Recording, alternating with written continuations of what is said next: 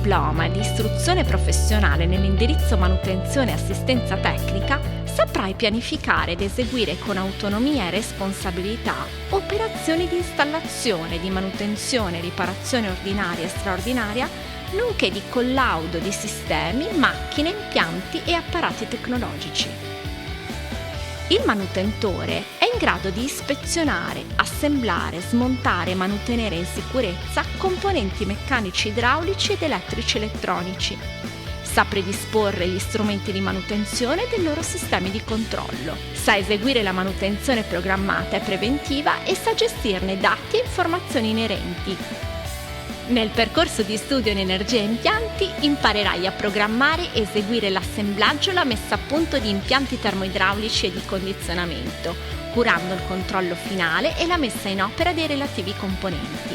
Al termine del percorso saprai gestire la manutenzione degli impianti e la riparazione di eventuali guasti e la manutenzione straordinaria di impianti energetici alimentati da fonti rinnovabili. Nel percorso automazione robotica imparerai ad effettuare la manutenzione di installazioni automatiche, macchine, impianti robot, sistemi elettronici di automazione e di comando, assemblare, installare e collaudare macchine e impianti automatizzati con componentistiche elettriche, idrauliche e pneumatiche.